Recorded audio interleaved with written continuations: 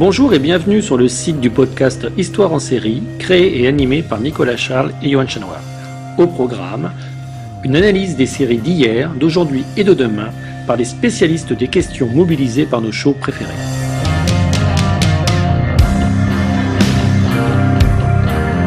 Histoire en série, c'est le podcast qui met en relation histoire, sciences humaines et séries.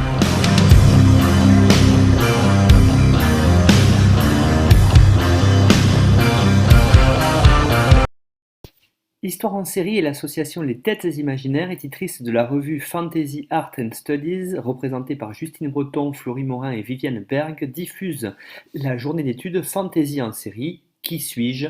Construction et évolution de l'identité dans les séries télé de fantasy, donc une journée d'études qui s'est déroulée en ligne sous forme de visioconférence les 3 et 4 février 2023. L'ensemble des interventions ont été enregistrées et seront retransmises sur le podcast Histoire en série et feront d'ailleurs l'objet d'une publication dans le 14e numéro de Fantasy Art and Studies programmé pour cet été. Bonne écoute à tous.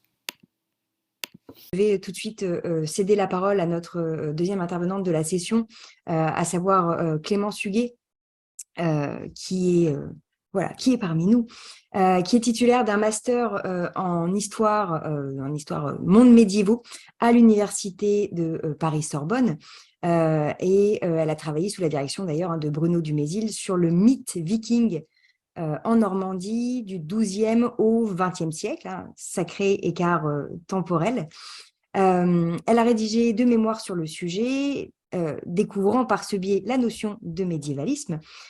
Et aujourd'hui, elle est en master en médiation culturelle, tout en gardant bien sûr un pied très bien ancré dans la recherche, puisqu'elle participe régulièrement à des colloques, à des publications, notamment autour de la fantasy, autour de la pop culture.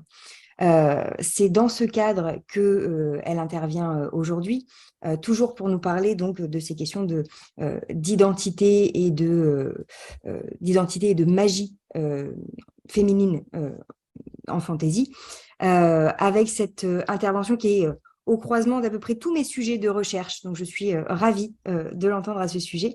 Sa communication s'intitule « Mère ou sorcière, le dilemme personnel de Yennefer de Wengerberg dans la série The Witcher ».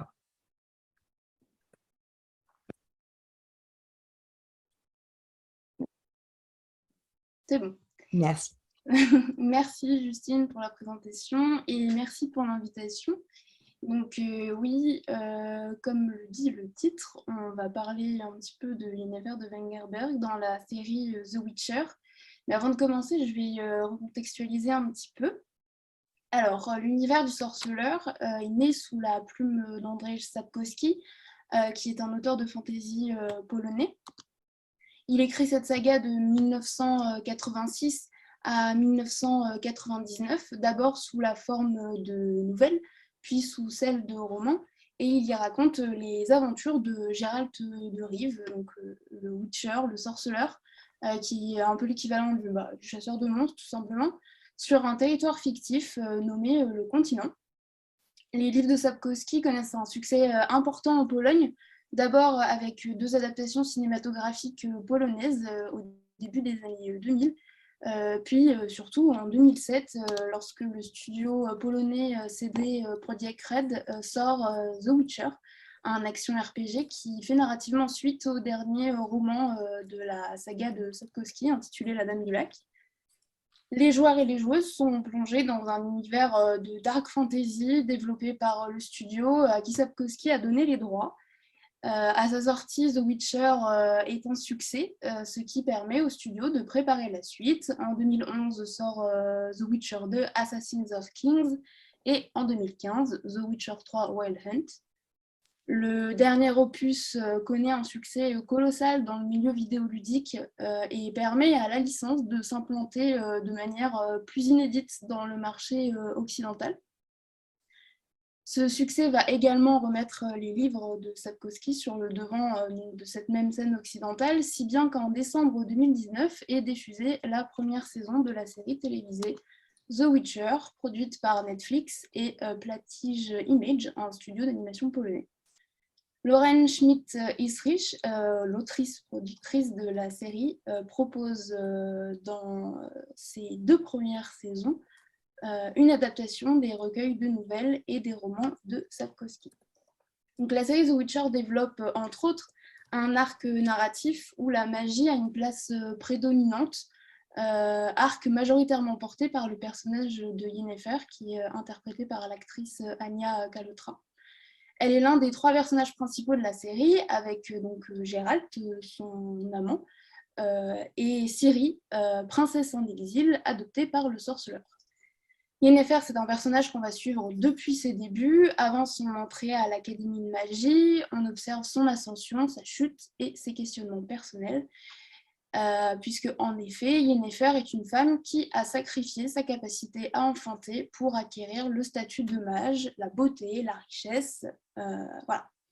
Donc, en étudiant les différents épisodes dans lesquels apparaît Yennefer, on va se demander comment le personnage de Yennefer de Wengerberg, au physique immuable, se fait-il l'expression d'une identité mouvante? Et pour répondre à cette question, on reviendra en premier lieu sur l'apprentissage de ses pouvoirs et de son parcours initiatique.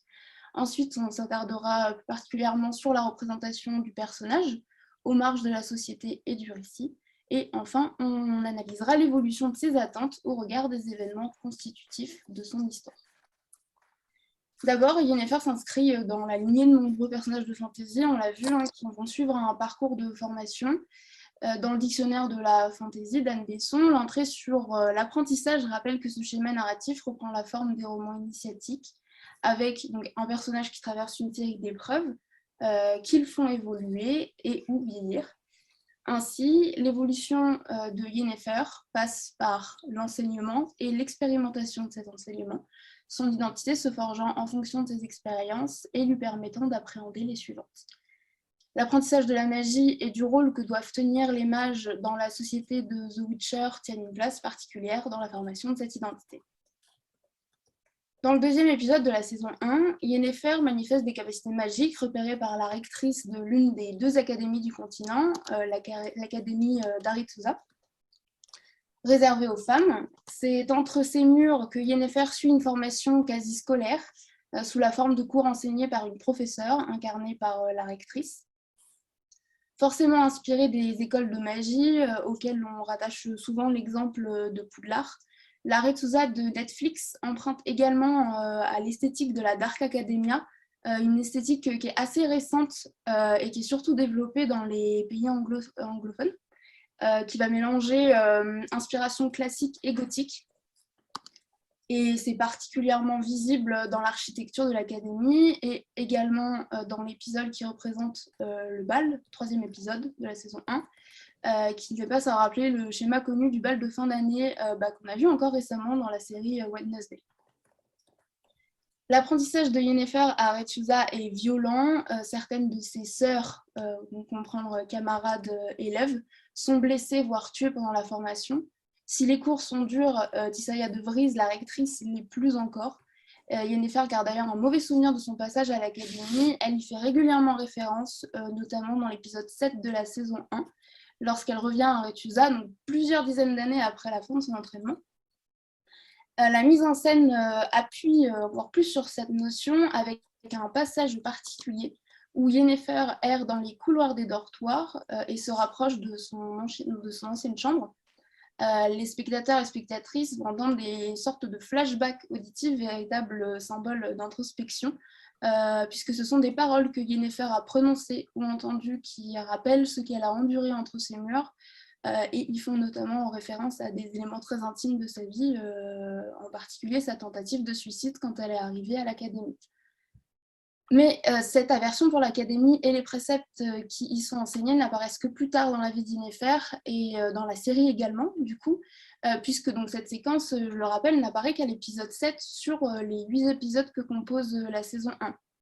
D'abord, ces années passées à l'académie lui ont permis d'appréhender son chaos. Le chaos, c'est le terme qui désigne la magie dans The Witcher, qui est un élément très constitutif du personnage. Malgré la difficulté des épreuves, son entraînement était nécessaire, car la magie est associée au pouvoir, et pour maîtriser cette magie, il faut passer obligatoirement par son apprentissage.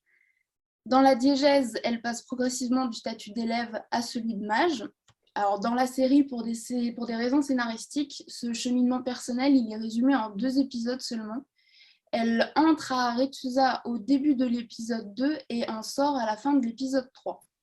C'est un temps assez court pour construire le récit, mais avec 2 épisodes complets sur 8 épisodes en tout, on remarque quand même qu'il y a une importance qui est donnée à ce récit d'initiation. Et dans tous les cas, c'est au prisme de cet apprentissage que se forge l'une des facettes de Yennefer, et c'est à la mesure de cette formation qu'elle tiendra d'abord le rôle de mage, ce pourquoi elle a été formée.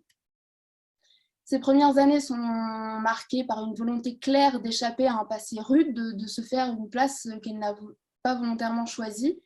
La formation que suit Yennefer dans The Witcher, sous l'impulsion de Tissaia de Vries, donne surtout à assimiler des notions comme la maîtrise de soi, plus que la magie, c'est sa capacité à la contrôler qui prévaut.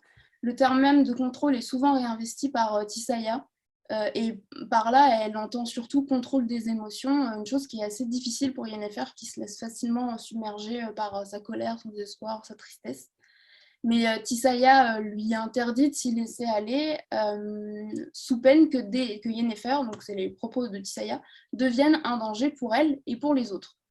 Dans le récit, si on sort de l'unique perspective magique, on pourrait y voir un autre discours, une femme qui se contrôle, qui réfrène ses émotions, et c'est une femme qui fait preuve de retenue. C'est pas sans rappeler les stéréotypes foisonnants sur les émotions dites féminines ou tout type de comportement jugé inadéquat. À ce titre, Mona Chollet le rappelle dans son livre Sorcière, je cite, « Répondre à un voisin, parler haut, avoir un fort caractère ou une sexualité un peu trop libre, être une gêneuse d'une quelconque manière suffisait à vous mettre en danger. » Mais paradoxalement, cette notion de contrôle, elle évolue pendant toute la saison 1, parallèlement à l'histoire de Yennefer, jusqu'à ce que, au dernier épisode, durant la bataille de Soden, pour la première fois, Tissaia lui intime de se remémorer tous ses souvenirs, de se rappeler de toutes ses émotions qu'elle a ressenties et de laisser son Tao exploser. Un véritable symbole de perte de contrôle, voire même d'un laisser-aller total. Donc le spectateur assiste là à la déflagration magique la plus spectaculaire de la saison 1. Il n'y en a pas énormément des représentations de pouvoir magique, mais celle-là, elle est assez impressionnante. D'autant plus que Yennefer contrôle le feu, qui est une magie considérée comme instable, voire très dangereuse dans l'univers du sorceleur. Et encore une fois, on a ce même système de flashback auditif de tout ce qui lui a été reproché depuis qu'elle est née. Donc c'est en cela qu'elle puise son pouvoir. Et on remarquera sur les deux plans qu'elle a le visage ensanglanté, plein de larmes, le nez qui coule, qui est très en opposition avec le visage parfait que la série lui connaît, puisque effectivement la formation des mages d'Aretusa est complétée par une transformation physique. C'est une transformation qui est illustrée dans l'épisode 3, qui s'appelle Lune de trahison, par une intervention chirurgicale assez graphique. L'objectif de cette opération est de remodeler la plastique des jeunes élèves. À ce titre, Tissaia explique à Yennefer que les mages refont leur image à leur convenance, si bien qu'au moment de se regarder dans le miroir, elle n'y trouve plus aucun défaut. En cela, on voit qu'Yennefer se transpose d'un archétype à un autre, puisque si avant ça, elle se rapprochait d'une représentation presque caricaturale de la sorcière moyenâgeuse de Disney, un peu à l'image de la méchante reine dans Blanche-Neige, qui se substitue à une vieille sorcière tordue au nez crochu, fortement inspirée des réinterprétations du 19e. Après sa transformation, Yennefer s'attache à une représentation beaucoup plus sexualisée de la sorcière, très caricaturée aussi, sur le modèle de Circé, sorcière séduisante, capable d'ensorceler les hommes. Dans la série The Witcher et dans l'univers en général, les magiciennes s'appuient sur leur physique avantageux pour espérer séduire et convaincre les dirigeants des royaumes du continent qu'elles vont conseiller. Donc, si Aretusa forme des conseillères, elle se rapproche également de la figure de la courtisane, à vrai dire. Donc, si le rôle et la formation de Yennefer lui assurent un statut important dans la série, le personnage n'échappe pas au dogme de la perfection physique qui accompagne les nombreuses représentations de la sorcière. Au contraire, on comprend bien que pour être puissante et trouver sa place dans le monde, Yennefer doit tout simplement s'y conformer. Il y a une ambiguïté constante dans la série où se dresse un personnage féminin fort, mais très souvent ramené à des stéréotypes physiques et intellectuels. C'est la plus belle, la plus puissante. En réinvestissant les préceptes d'Arethusa, Yennefer commence par se plier aux normes qui y sont établies, jusqu'à, par exemple, s'entraîner devant un miroir en faisant comme si elle rencontrait le seigneur de la cour vers qui elle va être envoyée.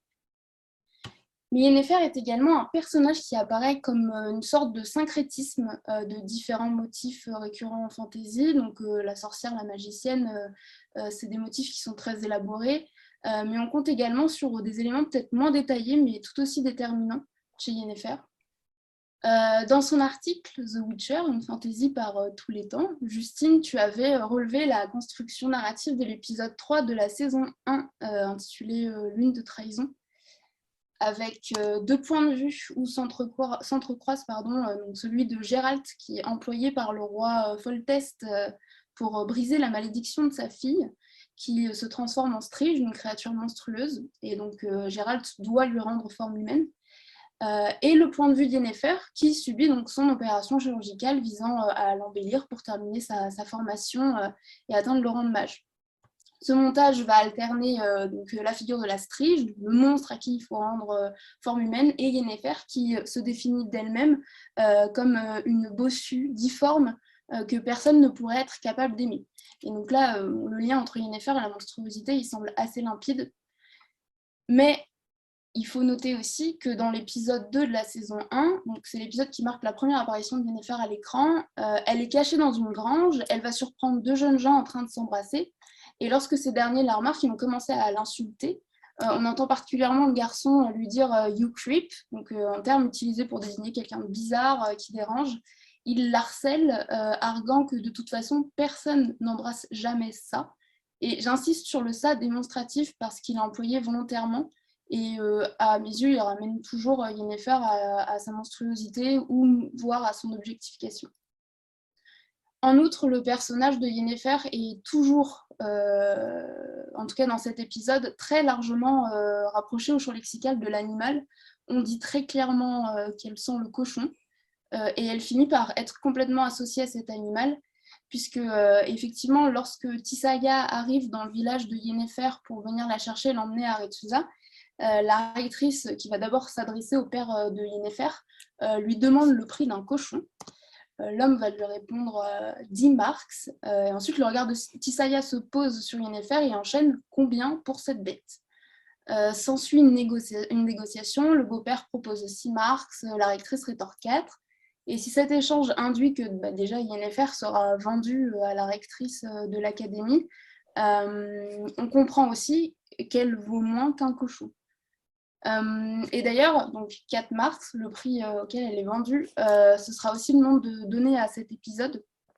Et c'est une locution qui va être très importante pour Yennefer. C'est la phrase à laquelle elle repense juste avant de faire sa tentative de suicide. Et également, suite à ça, Yennefer va la surnommer pendant plusieurs années Petit Goret. Donc c'est un épisode assez dur, à la fois pour le spectateur et pour Yennefer, et ça va constituer un élément clé de son identité.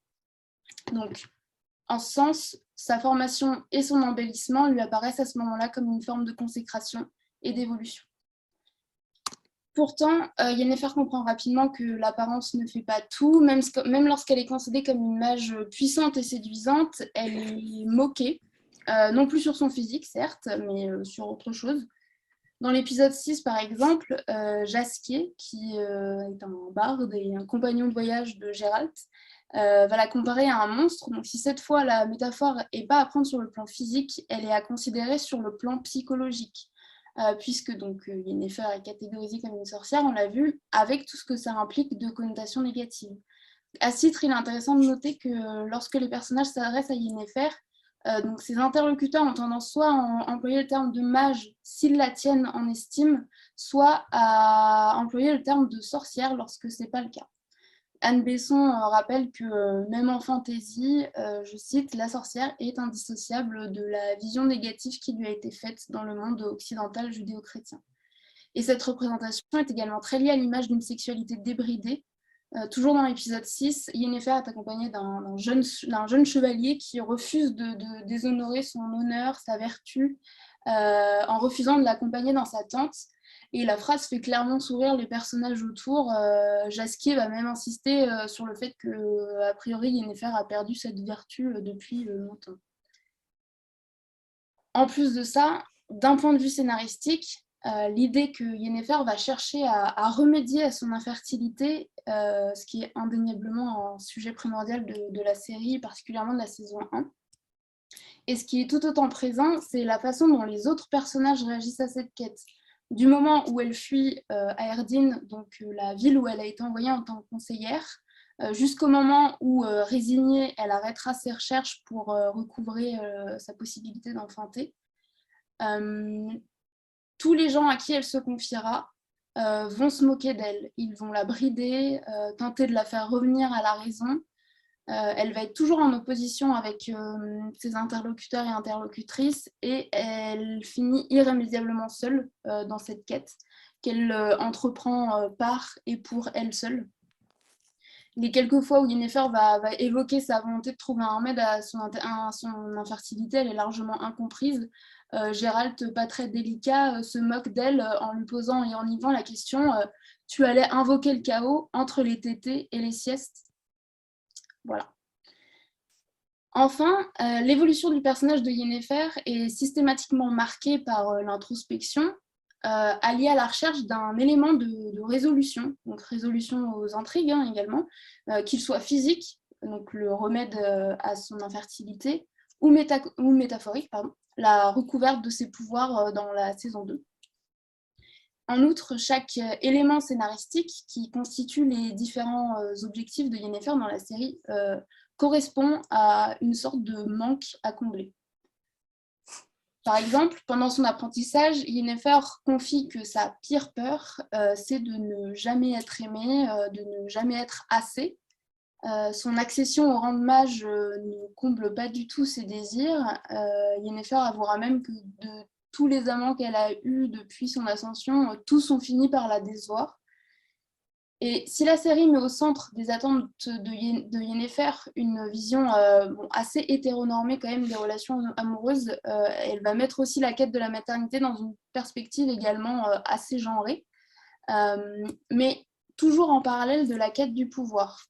Parce que, donc, a priori, pour obtenir ce pouvoir, Yennefer a dû sacrifier sa capacité à enfanter. Pour renaître, tu n'enfanteras plus. C'est ce qu'on lui dit quand elle est à Arethusa.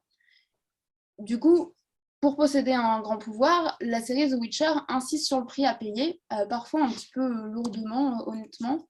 On mentionnait plutôt l'opération très graphique de Yennefer. Alors, plus qu'une transformation physique, elle subit également une hystérectomie par voie basse réalisée sans anesthésie. L'euphorie de la transformation qui vient parachever son apprentissage à l'épisode 3, qu'on a vu un petit peu plus tôt dans la première partie, va devenir dès l'épisode 4 un synonyme de regret. Yennefer se rend compte qu'elle n'a pas d'héritage à laisser derrière, pas de famille, et se lancera à partir de ce moment-là dans une quête de maternité. Le thème de la parentalité est présent dans le reste de la série, donc via la figure paternelle de Gérald, mais de manière générale, la transmission, l'héritage, c'est quelque chose qu'on retrouve assez souvent en fantasy. On peut même faire un parallèle avec la quête de descendance engagée par Arthur dans la saison 5 de Kaamelott, toujours avec cette notion d'introspection et de dépression. Pour Yennefer, il y a d'intéressant sur ce thème de la parentalité, le fait qu'il se construit donc presque en opposition avec le thème du pouvoir. Dans la saison 1, quand Yennefer manifeste une puissance magique indiscutable, c'est la maternité qu'elle va convoiter. Et dans la saison 2, lorsqu'elle perd ses pouvoirs, elle opère un cheminement ambigu. Elle est prête à sacrifier Ciri, donc la fille adoptive de son amant, pour recouvrir ses capacités. Cette opposition systématique, donc pouvoir-maternité, induit qu'elle ne puisse donc pas concilier les deux, et les réactions de l'entourage semblent le confirmer. Et il n'y a qu'à la fin de la saison, et ça annonce peut-être les thèmes de la saison 3 de The Witcher, que Yennefer finit par allier parentalité et pouvoir en la figure de Ciri, qui, dans les livres de Sapkowski, devient sa fille adoptive. Enfin, pour finir, je voudrais revenir sur la notion du choix, qui est très présente chez Yennefer, puisque son identité est construite sur les choix qu'elle a pris depuis qu'elle est à Aretusa, mais également sur les non-choix qui ont jonché sa vie, le fait qu'elle ait été vendue, qu'elle ait dû sacrifier ses organes reproducteurs. Elle répète souvent qu'elle n'a pas vraiment eu le choix d'être mage, en réalité. Et plus que la volonté d'avoir un enfant, Yennefer semble surtout vouloir récupérer la possibilité d'en avoir un. Selon ces termes d'ailleurs, je veux récupérer le choix qu'on m'a pris. Dans les derniers épisodes, Yennefer en veut clairement à l'Académie et à Tissaia de l'avoir transformée. Et elle conclut en disant que même si vous suivez les règles, rien ne garantit que vous aurez ce que vous voulez. Là, elle fait clairement référence à ses premières années en tant que magicienne. Si elle a d'abord suivi les règles, elle a fini par les transgresser en plusieurs points. Le plus important étant son désir d'enfanter, qualifié d'anormal chez une mage. Un autre étant son vœu d'indépendance. Lors d'une conversation avec Tissaia de Brise, Yennefer indique qu'elle ne veut pas s'entraver de règles ou même de figures de supériorité. Encore une fois, elle veut réussir par et pour elle. Et à l'instar de Circé, si on reprend cette figure avec laquelle j'ai déjà comparé Yennefer, et là je cite Laure de Chantal dans son livre Libre comme une déesse grecque, elle est inquiétante parce qu'elle est pire que libre, elle est indépendante. Ou plutôt, dans le cas de Yennefer, elle devient indépendante en faisant fi des constructions sociales qui estiment qu'une femme, une mage en l'occurrence, devrait avoir une place particulière dans la société. Alors, pour conclure, l'arc narratif de Yennefer est centré sur la quête de soi, donc apprentissage, épreuve, désillusion, et sur la quête de la maternité. C'est des questions qui vont évoluer durant tous les épisodes, au même titre que Yennefer, qui va prendre de l'aplomb, qui aura plus facilement de la répartie, soutiendra plus facilement également le regard de ses interlocuteurs. Mais loin des quêtes d'envergure, donc visant à sauver le monde en détruisant l'anneau dans la montagne du destin par exemple, les quêtes de Yennefer sont presque exclusivement personnelles et introspectives. Leur construction vise généralement soit à combler un manque, soit à sauver la protagoniste. Et à maintes reprises, le dénouement de ces quêtes est négatif, comme sa volonté de porter un enfant. Toujours, c'est une femme qui dérange, que ce soit physiquement, au regard de son rapport avec la magie, de son désir d'enfanter alors qu'elle ne peut pas. Elle va à l'encontre des codes et des pouvoirs en place. Et si la série The Witcher tente de mettre en place une forme d'empowerment féminin, Yennefer est un personnage qui est indéniablement fort, mais qui échappe pas aux biais qui constituent encore ceux de la représentation actuelle de la sorcière dans les médias, apparemment. Alors, pour répondre à la question du titre, mère ou sorcière, Yennefer, en fait, elle ne veut pas faire ce choix. La série, elle propose plusieurs définitions d'une mère, d'une sorcière. Une mère, est-ce que c'est la personne qui nous enfante? Est-ce que c'est la personne qui nous élève? Est-ce qu'une mère est forcément féminine? Ça pose aussi des questions sur la pratique de la magie, sur la sorcière, sur la magicienne. On a vu qu'il y a plusieurs archétypes. Yennefer va déconstruire ces deux identités. Elle ne se conforme pas au statut de magicienne et de conseillère, puisqu'elle s'attire les foudres de ses pairs en voulant un enfant, et elle ne se conforme pas non plus au statut de mère, puisqu'une magicienne, et entendre dans The Witcher une séductrice, ne pourrait pas être une bonne mère, selon elle. Donc il y a une véritable notion d'incompatibilité, et l'évolution du personnage, son parcours en tout cas, repose sur la tentative de réconciliation de ses aspirations personnelles, la maternité, donc le contrôle, le pouvoir, et son rôle de magicienne, et ce que ça implique dans la société politique notamment. Donc, enfin, si on peut donner vraiment une réponse à mère ou sorcière, je pense que Yennefer voudrait les deux, et en fait, comme elle le dit dans l'épisode 5, elle voudrait tout, en fait. Voilà, merci de votre écoute.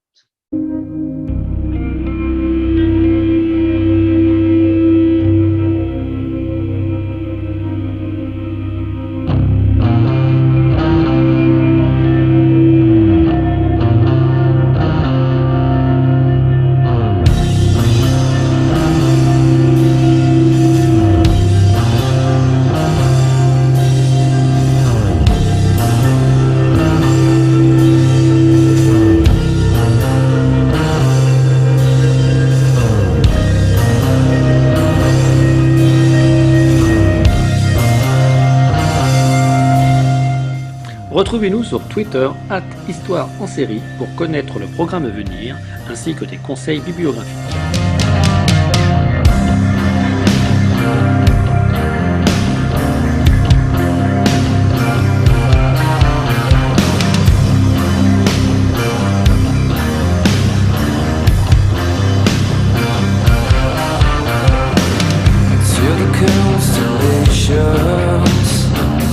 Travel logistically.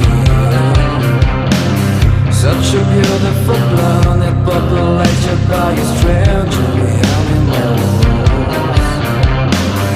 Endless